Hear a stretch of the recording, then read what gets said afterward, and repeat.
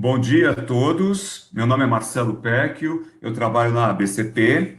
Agradeço a participação de todos e eu queria dizer que esta é mais uma apresentação do movimento Todos pela Construção, uma iniciativa da Etos Soluções, Construliga, ABCP, SNIC e Sebrae. Na palestra de hoje teremos o Daniel Matos como apresentador da palestra Combustíveis Alternativos da Indústria do Cimento. O Daniel é formado em Economia pela Universidade Mackenzie, com pós-graduação em Logística Empresarial pela FGV. Ele possui também MBA na Master Business of Administration pela HOOK, International Business School, nos Estados Unidos. Ele possui também 12 anos de experiência em indústrias de cimento, atuando sempre à frente de supply chain, estratégia e combustíveis alternativos. Daniel, por favor. Você já pode começar. Uma boa apresentação para você. Eu volto mais tarde com as perguntas. Obrigado, Peck. Obrigado pela apresentação.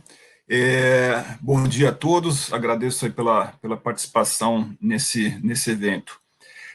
Bom, então, começando, acho que a questão aqui é a gente abordar, né, a utilização de combustíveis alternativos na indústria do cimento, né? Então, eu já abro literalmente com o primeiro slide.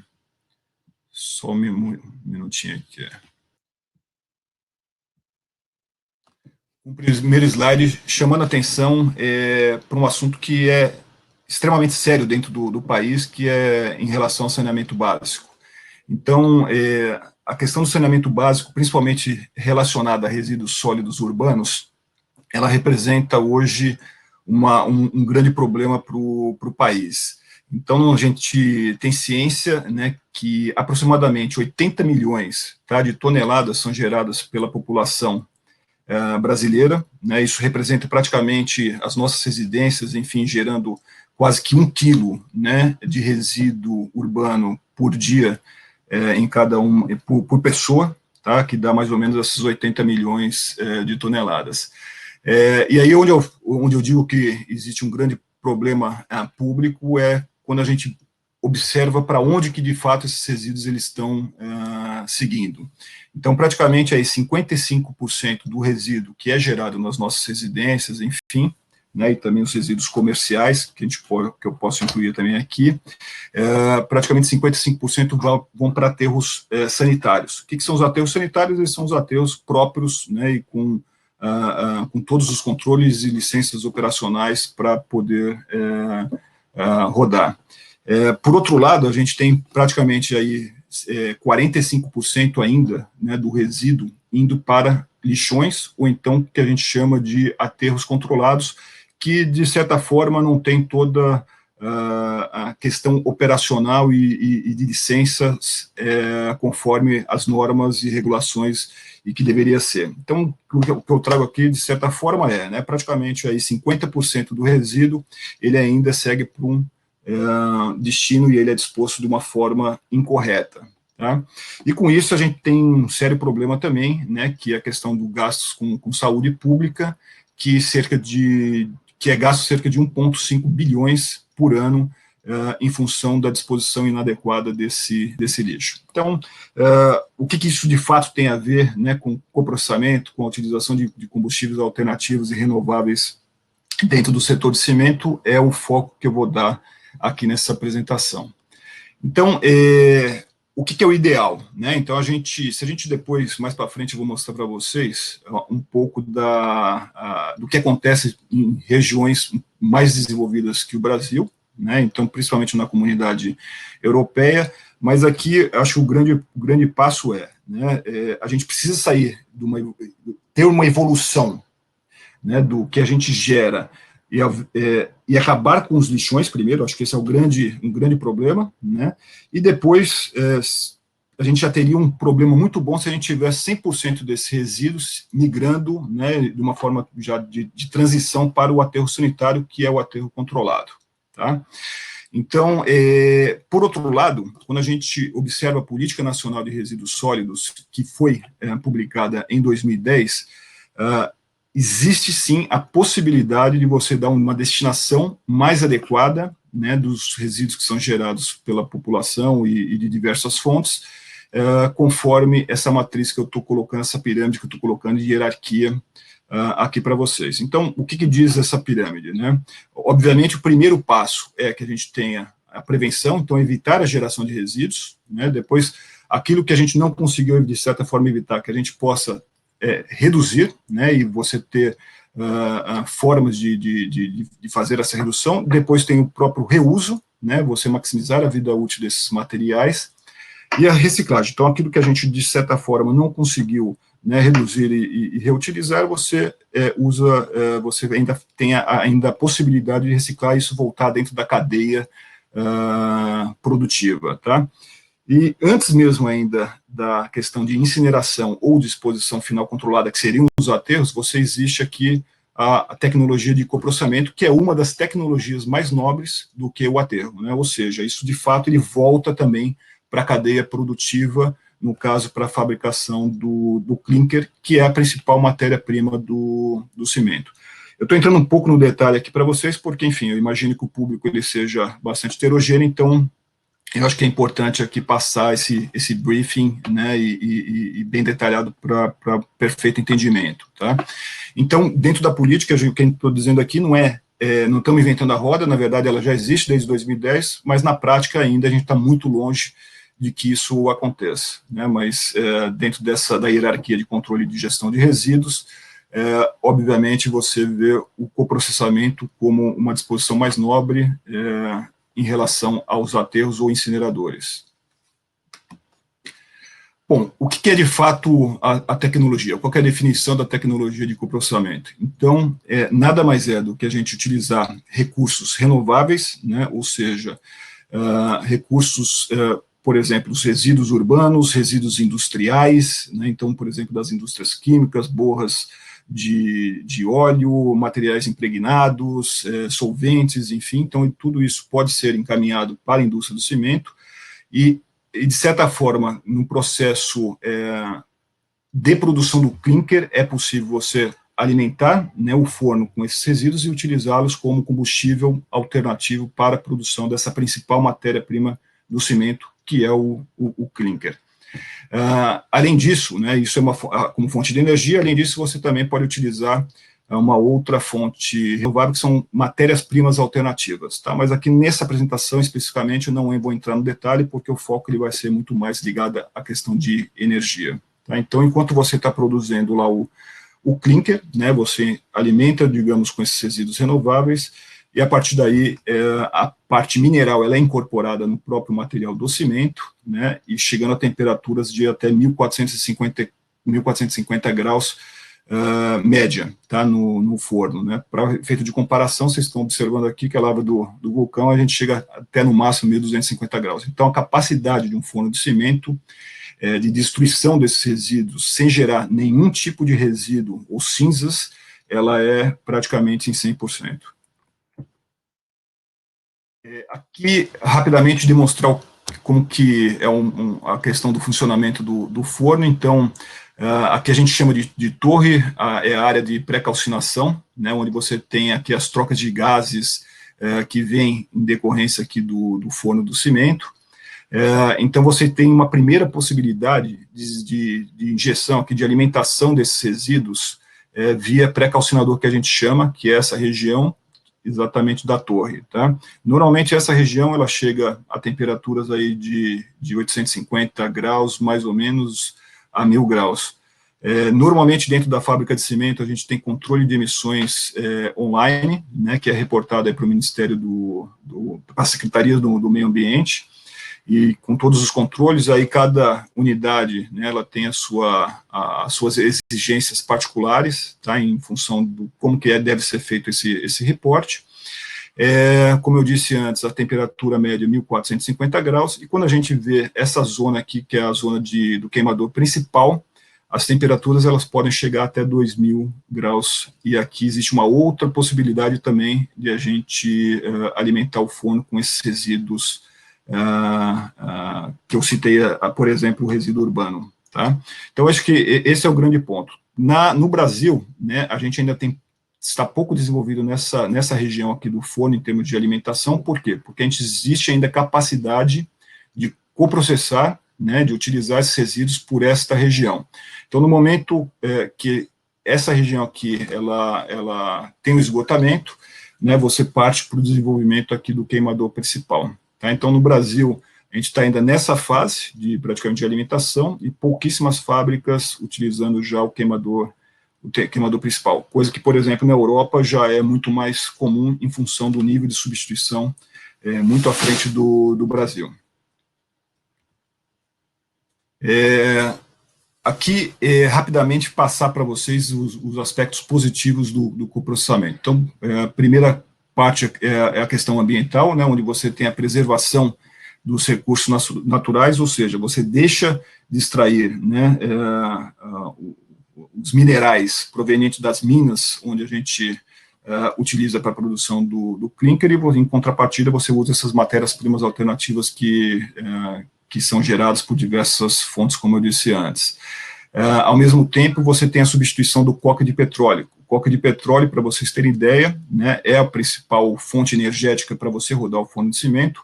Hoje, no Brasil, você tem uma relação aí de mais ou menos 40%, ele é nacional, né, vem da própria extração aí do petróleo da Petrobras, e os outros 60% proveniente do mercado externo. Então, praticamente 60% é importado. Então, você tem depois as reduções das emissões dos gases que causam efeito estufa. Então, a utilização de maior quantidade de energia renovável faz com que você diminua as emissões do nível de CO2. Ao mesmo tempo, você tem a possibilidade, no momento que você desenvolve, né, e trata esses resíduos, porque eles não podem ser utilizados de forma bruta, na grande maioria desses resíduos não podem ir de forma bruta para as fábricas, eles precisam ser pré-tratados. Então, você também, dentro do próprio sistema de tratamento, você é capaz de extrair, por exemplo, né, materiais recicláveis, tá, para outra destinação ainda mais rica. Ou seja, não tem competição, exatamente o reciclável não compete diretamente com o coprocessamento. No aspecto social, você tem a geração de empregos diretos e indiretos, seja, né, para as linhas de tratamento desses resíduos, ou propriamente também nas fábricas de cimento. Você contribui para a erradicação dos lixões, algo muito importante, como eu citei logo no início da apresentação, e depois tem o aspecto econômico, o que né, principalmente nos grandes centros, nas regiões metropolitanas e capitais do Brasil, já começa a se observar a finitude dos locais desses aterros, né, cada vez indo para locais mais distantes. Enfim, então, você enviar menos resíduos, né, para esses aterros e você dar uma destinação mais nobre, seja para qual tecnologia for, você, de certa forma, está aumentando a vida útil dos aterros. Também a redução com gastos em saúde pública e diminuição dos custos de energia térmica para a indústria do cimento. Rapidamente mostrar para vocês, praticamente hoje a gente tem, em todos os estados do país, nós temos fábricas de cimento, sejam elas fábricas integradas ou moagem. No caso específico, para o coprocessamento, seriam os pontos azuis, onde a gente estou mostrando aqui no mapa, seriam as fábricas integradas, porque são as fábricas justamente que possuem fornos de cimento, que são passíveis aí de realizar a utilização dessas fontes renováveis. Das 100 fábricas existentes, nós temos 64, então, com fornos, e das 64, 38 delas já são licenciadas, né, para operar com coprocessamento. Aqui algo importante para mostrar para todos é a questão da evolução dos combustíveis na indústria cimenteira. Então, fica muito claro, desde 1970 até meados de 1980, a matriz era 100% utilização praticamente de óleo combustível. Gradativamente, com a evolução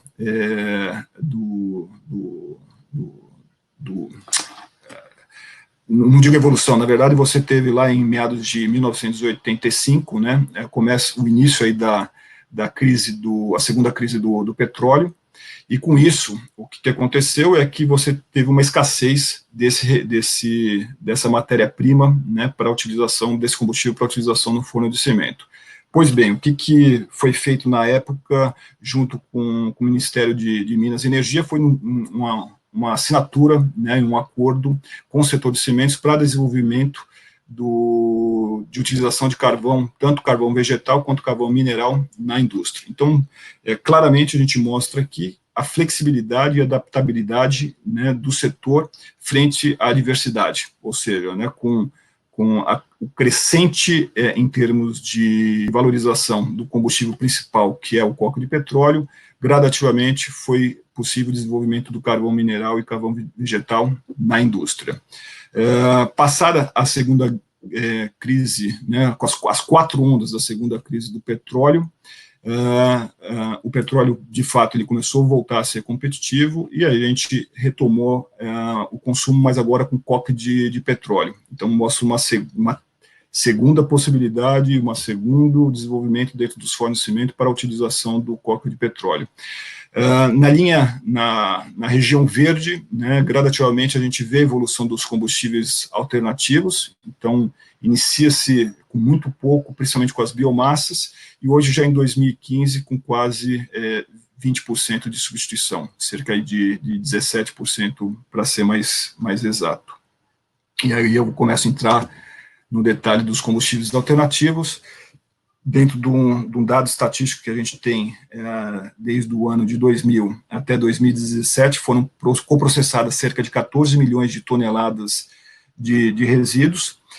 O que chama atenção, literalmente, nesse gráfico, né, que a gente teve uma grande escalada, principalmente a partir de 2007, depois uma segunda onda a partir de 2010, mas que, de certa forma, né, tem uma estabilidade aí de 2012 até meados de 2017, até com um decréscimo lá no ano de 2014 até 2017. O que significa isso? Né? Que, de fato, a gente está chegando no nosso limite em relação à tipologia de resíduos que existem hoje disponíveis. Então, o que eu posso afirmar aqui, e antes disso, tá? E além disso, o que acontece? Você tem também o efeito da crise financeira do país, né? Então, claramente a gente vê 2 movimentos. A queda, né, no consumo do cimento, ou seja, se você está produzindo menos cimento, você tem menor capacidade para realizar o coprocessamento também, né? Você tem menos produção do clinker, e, ao mesmo tempo, você também, a própria geração, né, dos resíduos, elas também diminuíram, porque, como são fontes, atualmente, principalmente vindo do mercado da indústria química, ou então pneus, você tem também uma redução das fontes. Então, são os 2 movimentos que aconteceram nos últimos 5 anos, tanto a redução da produção de cimento, quanto também da fonte geradoras de resíduos. Então, praticamente, hoje o patamar é de 1 milhão de toneladas por ano que a indústria do cimento ela coprocessa no país. De uma forma aqui bem clara, né, fazendo uma abertura desses números, praticamente hoje a gente tem uma substituição, tirando a moinha, tá, que é o que seria o carvão vegetal, a gente tem uma substituição de 12% no país, ou seja, né, você tem praticamente os combustíveis fósseis, que são 10%, eles estão ligados aos pneus, né, e resíduos classe 1, que é o que a gente chama aqui de blend. Então, praticamente, desses 10% de substituição do coque de petróleo, 60% é a utilização de pneus inservíveis, ou seja, os pneus que que são descartados no país após a utilização, né, eles já são proibidos do envio de aterro, são um grande proliferador, né, da dengue, ou seja, ao invés de estar indo para o aterro, ele é coprocessado nas fábricas de cimentos. Para vocês terem ideia em termos do tamanho, né, que isso representa, praticamente no Brasil são dispostos cerca de 60 milhões de pneus por ano, tá? Desses 60 milhões de pneus por ano descartados, praticamente 50% deles vão para a indústria do cimento para utilização como combustível alternativo, ao invés de estar indo para um aterro. Nos resíduos classe 1, né, a gente tem praticamente 34% aí sendo coprocessado, em relação aos 10% atuais, ou seja, né, então você praticamente tem duas tipologias, ou os resíduos perigosos, ou então os pneus. Por outro lado, a gente cada vez mais tem um desenvolvimento das biomassas no Brasil, então principalmente ligado aí a extração, né, e a utilização, por exemplo, da semente do açaí, né, o caroço do açaí, que normalmente ele é descartado ou fica na própria vegetação. Isso também está sendo utilizado como fonte energética nas fábricas de cimento, e ao mesmo tempo, né, para a questão social, é muito importante, porque você traz, de certa forma, um desenvolvimento para a região, né, e um maior poder aquisitivo para essa população que faz a secagem e a utilização desse composto orgânico, tá? Ao mesmo tempo, também, mais para o sul, a gente tem, por exemplo, a casca de arroz, amplamente utilizada, principalmente no Rio Grande do Sul, cavaco de madeira, serragem, principalmente na região de Minas Gerais, tem também o babaçu, enfim. Então, a biomassa é algo que crescente também no país, mas a questão financeira ela é um pouco mais complicada, porque as distâncias são maiores, né, normalmente o peso, a densidade desse material é baixa, então, logisticamente falando, você tem a dificuldade de chegar também num modelo competitivo para a indústria.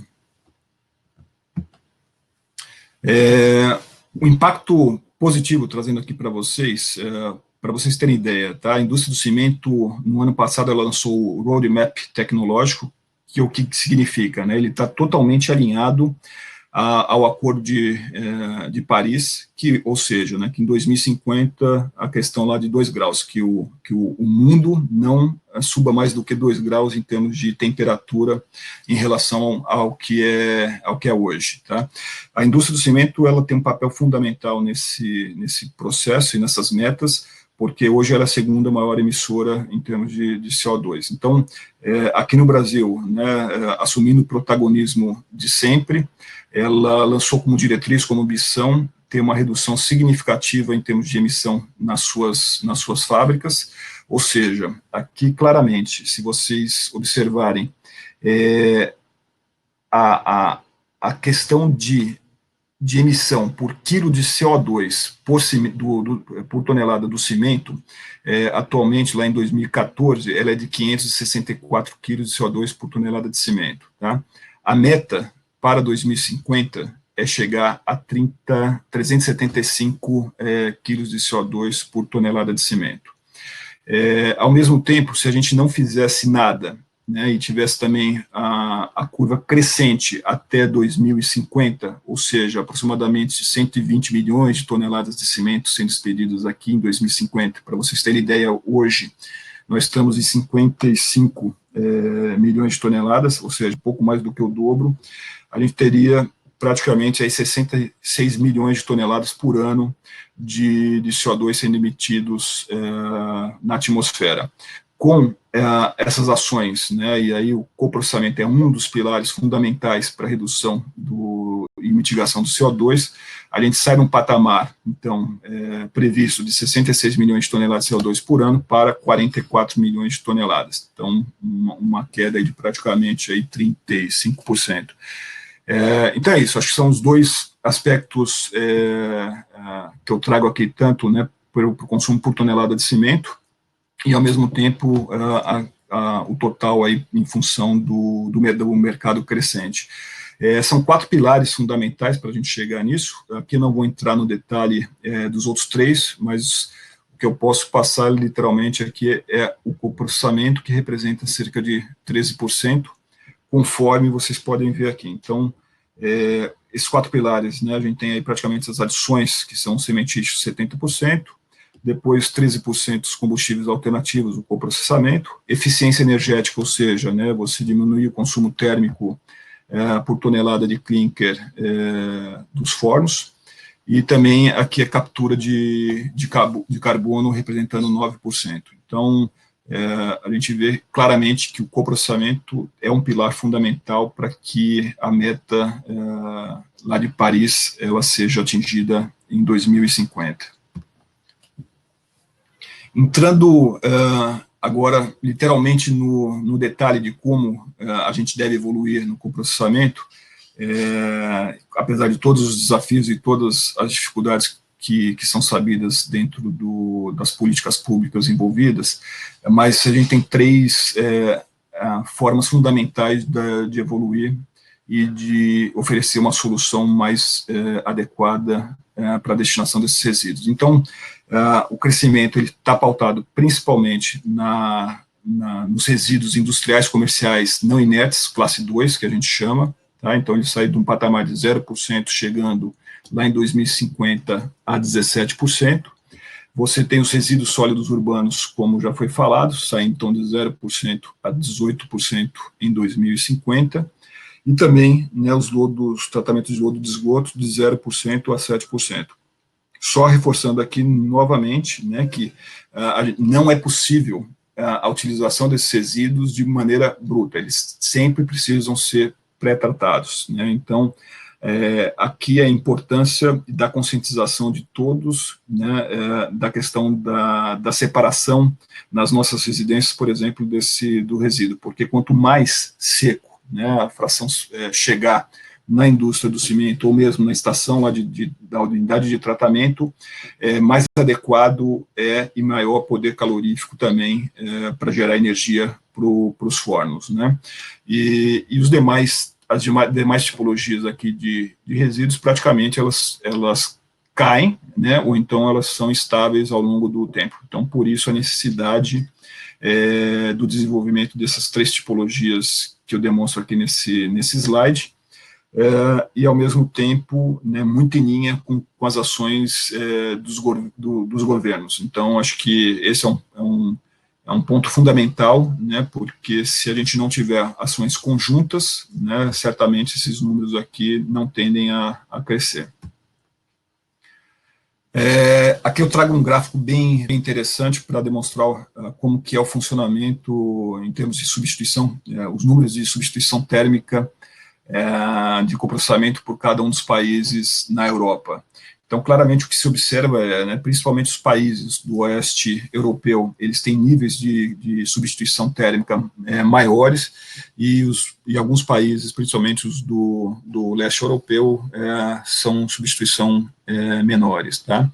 Ao mesmo tempo, é interessante observar que o nível de reciclagem também nesses países aonde você né, tem uma maior utilização dos combustíveis alternativos, também, normalmente, eles são mais altos. Então, claramente, você tem um efeito aqui secundário, né, que o aumento também do coprocessamento faz também com que você possa aumentar, de certa forma, a reciclagem, porque, como eu disse, a planta de tratamento né, de um CDR, muitas vezes você também consegue tirar uma fração dos recicláveis. Então, e ao mesmo tempo, você vê claramente também que não existe uma competição né, com os recicláveis, o que nos remete novamente naquela pirâmide que eu mostrei lá no início, né, da hierarquia de gestão dos resíduos, né, onde o reciclável ele vem anterior, inclusive, ao coprocessamento. E, por último, né, a abordagem da economia circular, né, tão falada atualmente. Então, o que eu quero demonstrar aqui é né, que a indústria do cimento ela tem, sim, a capacidade né, de transformar os resíduos de diversas fontes hoje do país, seja ela né, proveniente das indústrias químicas, enfim, os resíduos perigosos, né, e ao mesmo tempo também os resíduos que nós geramos nas nossas residências. Então, a gente consegue sair de um modelo linear, ou seja, né, simples do jeito que é hoje, da geração até um aterro, para um modelo circular, que é retornar, digamos, esses resíduos, retornando para o processo produtivo e gerando, na verdade, soluções ainda mais sustentáveis para o setor como um todo.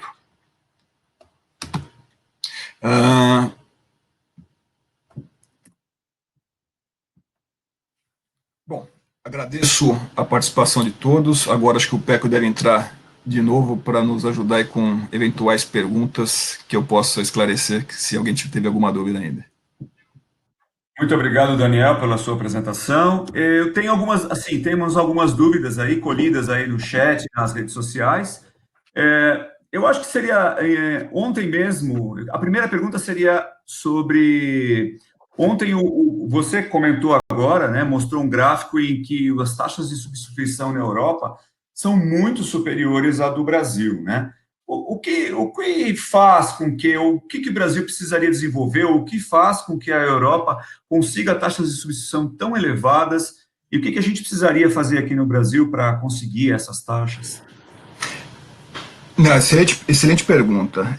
Na realidade, é o seguinte: o que a gente observa na Europa, e esse é um movimento que vem acontecendo já desde 1980, né? Então, de fato, a Europa ela tomou a frente na questão até por uma necessidade, né, em função da concentração da população europeia. Então, você tem um problema maior ainda do que no Brasil, porque os aterros, se aqui no Brasil, né, onde a gente já tem uma área vasta, você já começa a ter problemas nas regiões principalmente mais populosas, na Europa, então, nem se fala, né? Então, para a gente ter um efeito de comparação, por exemplo, uma Itália, né, com uma população aí de cerca de 60 milhões, ela representa um tamanho de um estado aqui no Brasil. Então, acho que esse foi o grande propulsor na Europa, para literalmente avançar na agenda positiva e sustentável, né? Então, o que eu observo lá em relação ao Brasil? A primeira coisa nas suas metas claras e bem definidas ao longo do tempo, né? Então, sem metas, né, é impossível a gente ter qualquer tipo de gestão ou, né, criar ambiente propício para o desenvolvimento. Então, acho que esse é o principal ponto, né? A partir das metas sendo lançadas, você também tem que criar mecanismos e marcos regulatórios, né, que ajudem o país a realizar esse desenvolvimento, trazendo, sem dúvida, né, a tão famosa segurança jurídica e previsibilidade, principalmente, né, para o setor privado, né, que eu acho que o setor privado é onde vai impulsionar literalmente o crescimento dos tratamentos desses resíduos, tá? Posterior a isso, né, sem dúvida, eu acho que agora mais recente, você tem o aspecto da própria economia circular também. Então, acho que esse é um aspecto muito importante, ou seja, né, cada vez mais está entendido que você tem um recurso finito, né, mineral finito para o não renovável. Então, é um aspecto também que, principalmente na Europa, começou lá em 2014, você já existe hoje algumas leis falando sobre economia circular. E o que eu posso trazer, eu acho que, sem dúvida, principalmente nos países desenvolvidos, né, eu acho que o grande salto foi a questão da taxação do lixo, né? Assim como existe, por exemplo, a gente já paga hoje, né, a taxa da rede da água, por exemplo, de rede de esgoto, né? A gente já paga hoje também a energia elétrica, a gente precisaria também instituir, e já está sendo feito em muitos municípios aqui do Brasil, já estão sendo criadas taxas também para a gestão do lixo, né? A tão famosa taxa do lixo, tá? E o segundo passo, né, é você ter maior isonomia, né, da tecnologia, por exemplo, de processamento em relação a outras tecnologias, por exemplo, como aterro. Então, um outro movimento interessante que a Europa fez foi isso, ela aumentou, né, o custo para se aterrar o lixo. Então, acho que esses são os dois grandes movimentos. Você tem, de uma certa forma, né, a taxação do lixo. Para vocês terem ideia, na Europa hoje varia entre 200 a 400 euros por ano para cada residência, e ao mesmo tempo você tem, inclusive, para alguns países já o aterro mais caro do que a própria tecnologia, por exemplo, de coprocessamento. Então, de certa forma, isso faz com que você tenha uma menor remessa, uma menor disposição para os aterros. Então, acho que esses são os pontos principais, e o Brasil, acho que a gente está num caminho, tá? Eu acho que pela primeira vez dos últimos 10 anos, pelo menos, a gente vê iniciativas do governo para literalmente avançar na agenda aí de recuperação energética. Nesse sentido mesmo, a gente tem notícia de algum movimento em relação ao CDR, né? Ou seja, acho que já existem normas ou procedimentos para o uso do CDR no Brasil, a gente já está evoluindo nisso também, ou o CDR a partir de lixo urbano, quero dizer, né? Sim. Na realidade é o seguinte, tá, Peco e pessoal, a gente tem a grande norma hoje que dá condição, né, para o coprocessamento e que regula o coprocessamento, ela é uma norma de 1999, é a resolução CONAMA 264, tá? E lá você tem, digamos, toda a questão de regulação, principalmente das emissões das fontes fixas nas fábricas de cimento. Então, essa atividade ela é totalmente regulada, né, com parâmetros claros e bem definidos de como são a questão das fontes de emissão. Inclusive, como eu já demonstrei aqui no slide, um dos slides que eu apresentei, o coprocessamento, né, os combustíveis alternativos, ele faz com que, de fato, você diminua os níveis de emissão. Então, ele ajuda naquilo que é hoje, por exemplo, uma fábrica rodando sem o combustível, ela emite mais do que uma fábrica rodando com coprocessamento. Segundo, respondendo a questão sua do CDR, né, na própria, por exemplo, em São Paulo, foi criada especificamente uma resolução específica para a utilização do CDRU, que seria o combustível derivado de resíduo urbano, tá? E não, por acaso, São Paulo foi o primeiro estado a desenvolver, praticamente junto com Pernambuco, né, a primeira planta de tratamento e também, ao mesmo tempo, uma das associadas, uma das indústrias, uma das empresas de cimento também investiu pesadamente na sua fábrica, né, e também começou a utilizar já o resíduo sólido urbano tratado. Tá? Então, na realidade é isso. Eu acho que, respondendo a sua pergunta, né, através da própria CONAMA, mais uma resolução bem clara e definida, né, em São Paulo, como foi feito, né, foi lançada, publicada em 2017, a resolução 38 de 2017. Isso traz condições, né, favoráveis, que é aquilo que eu falei, traz condições favoráveis e maior segurança para os investidores, sejam eles do nosso lado aqui da indústria do cimento, ou então para quem esteja disposto a investir numa planta de tratamento desses resíduos, tá? Então, acho que é isso. Ao mesmo tempo, reforçando, acho, já agora também no nível federal, a própria BNT, né, recentemente, em fevereiro agora de 2020, lançou... Agora, então? Agora, né, tem dois meses, né, lançou também uma norma específica para a questão de característica do CDR1. Tá? Então, tudo isso eu acho que é aquilo que a gente vai falando, vai trazendo bases, né, fundamentais para que a gente evolua de uma maneira mais rápida no país a partir de agora. Agora, você comentou aí na sua fala que a indústria fez investimentos pesados. Existem modificações, ou seja, a indústria precisa se adaptar para queimar esse resíduo, ou é só chegar, botar no forno e queimar? Como é que isso funciona?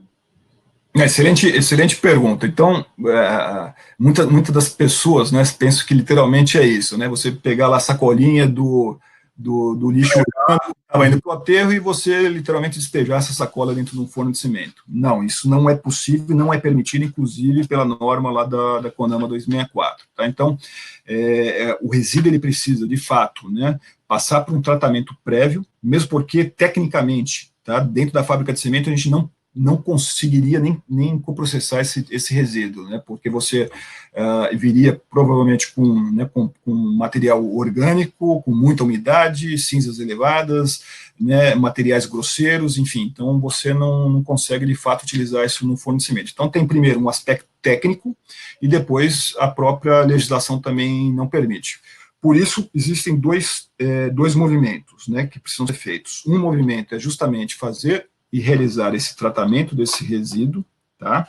E aí, por isso que eu falo, quanto maior a conscientização, né, da população de realizar um descarte correto, melhor vai ser a destinação desse resíduo e a maior quantidade de destinação. Ou seja, você tem, por exemplo, né, numa planta de tratamento, eles vão receber lá a sacolinha do resíduo urbano, você existe dentro do processo, né, que a gente chama que é o rasga-saco, que é a primeira etapa desse processo. A partir daí você tem N formas de você fazer a melhor separação desse resíduo. Tá? Então, você tem sensores óticos, você tem sopradores, você tem extratores de metais pesados, né?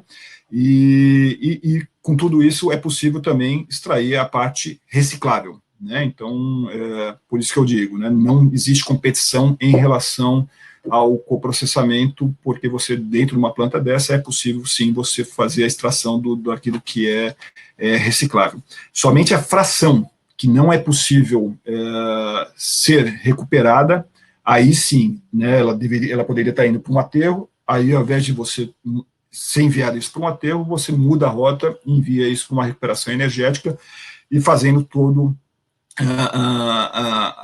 e trazendo todo o conceito, então, da economia circular que eu citei antes. Ela volta para o processo produtivo, podendo ainda, inclusive, ser incorporado dentro podendo ser incorporado no clinker, tá? A parte dos minerais. Respondendo, então, agora a questão dos investimentos. Então, sem dúvida, é necessária uma planta, né? Essa planta, normalmente, ela custa, dependendo aí das quantidades, tá? Mas eu diria, por exemplo, uma planta para 30 mil a 50 mil toneladas por ano de CDR, estamos falando em 2 a 4 milhões de dólares. E aí, gradativamente, conforme você aumenta a quantidade, você precisa ter uma planta mais robusta, né, e com linhas também, né, paralelas, provavelmente, e você vai aumentando o custo. Então, eu diria, um custo inicial em torno de 2 milhões e até 15 milhões, por exemplo, de dólares numa planta dessa.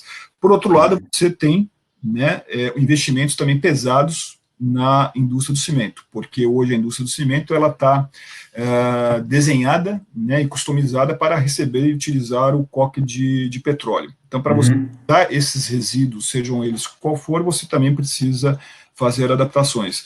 E essas adaptações também com o sistema de dosagem, estocagem, né, as correias, transportadoras, enfim, você também tem um custo. E aí o custo também ele vai variar em função das quantidades, mas eu diria que até 30 mil toneladas por ano você tem um custo aí aproximado de 3,5 milhões a 5 milhões de dólares. E aí também, gradativamente, pode ser maior em função aí do crescimento das quantidades.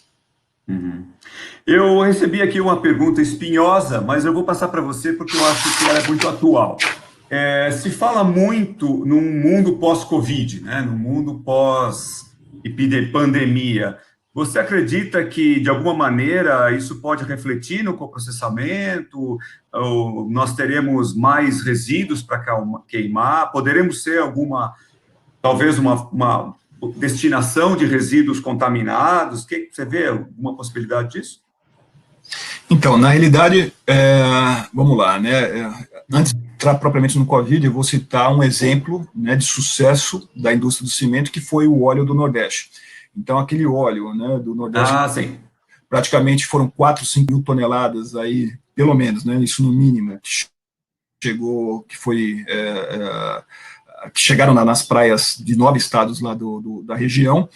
Praticamente 50% desta quantidade ela foi para a fábrica de cimento também da região do Nordeste. Então, mesmo numa, né, calamidade pública, enfim, o setor ele conseguiu, de fato, fazer uma destinação final ambientalmente adequada, né, e evitando, por exemplo, contaminações aí de efluentes.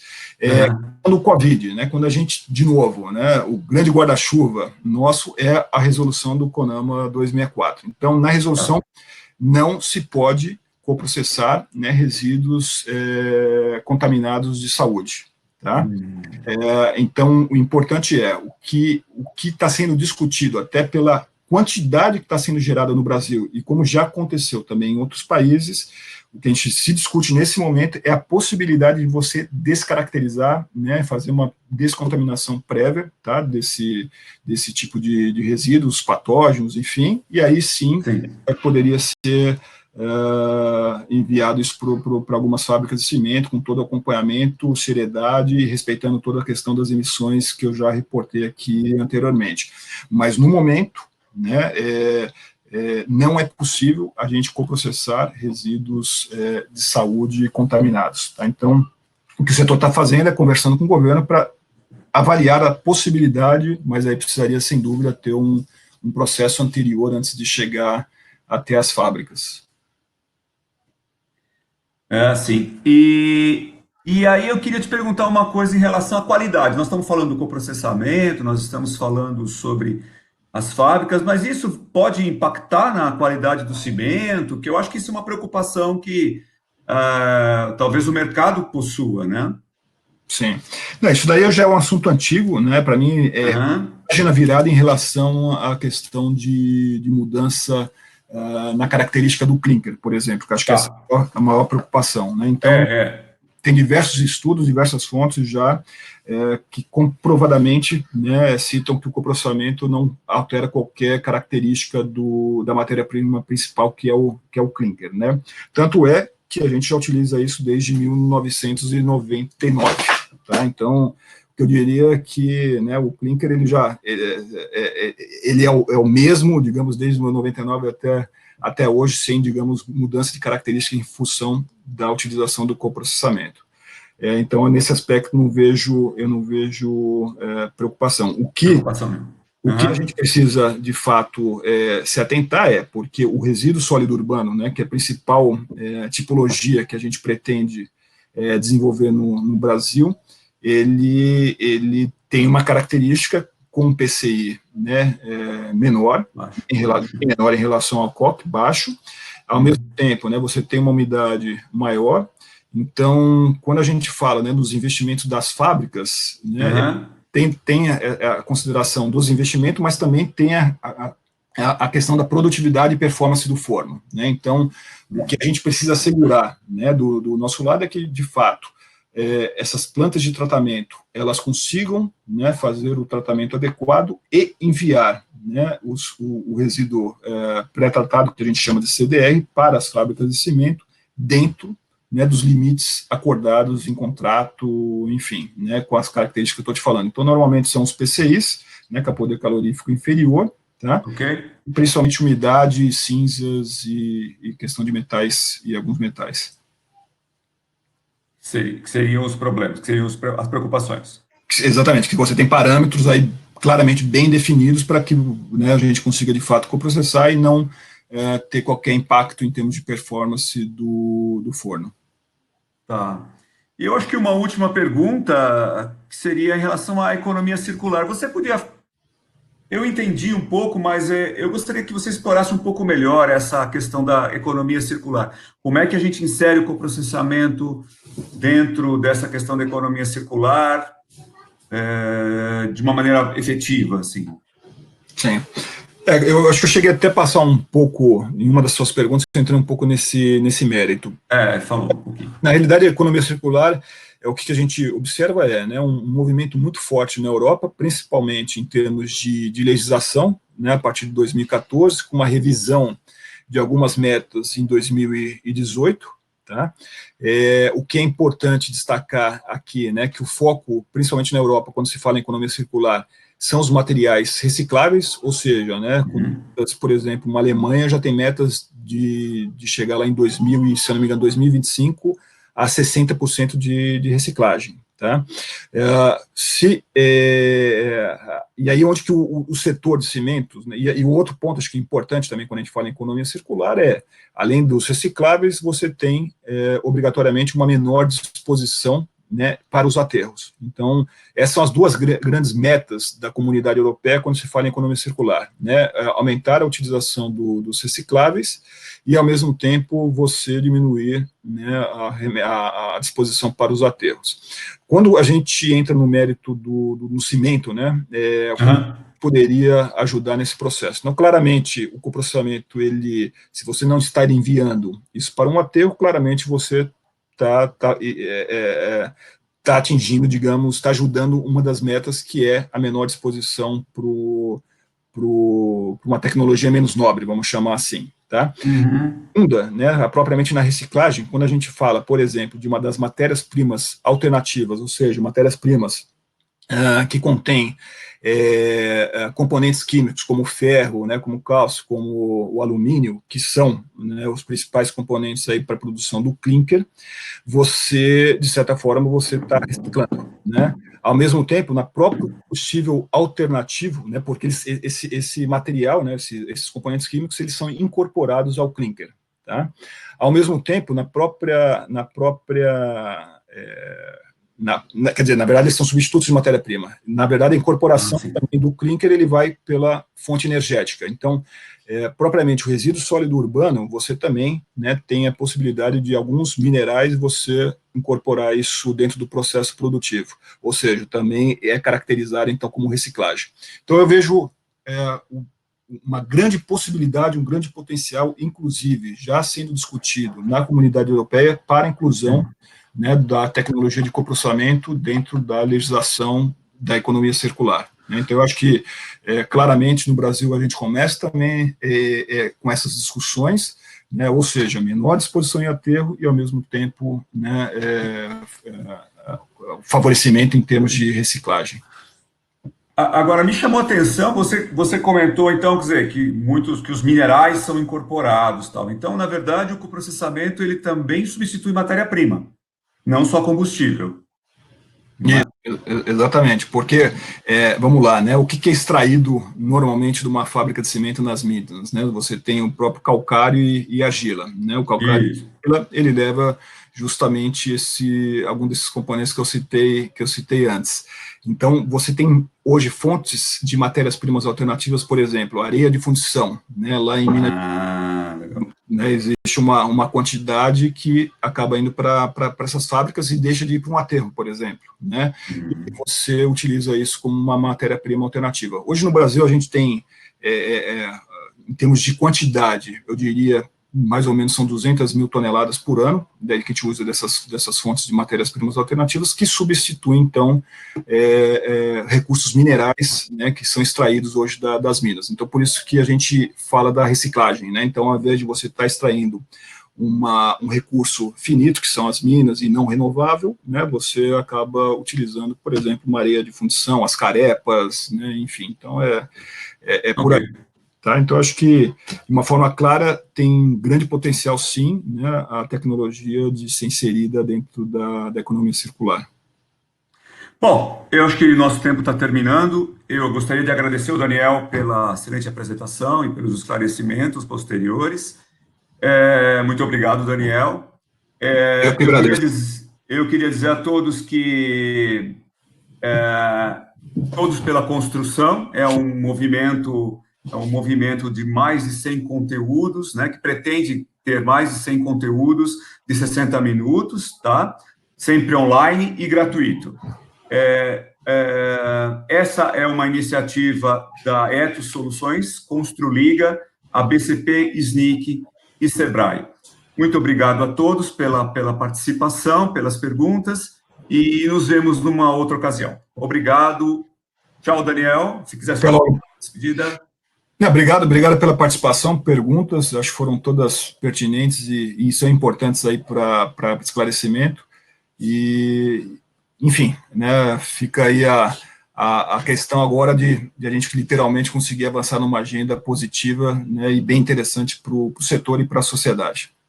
Obrigado, até logo. Até logo a todos, até mais.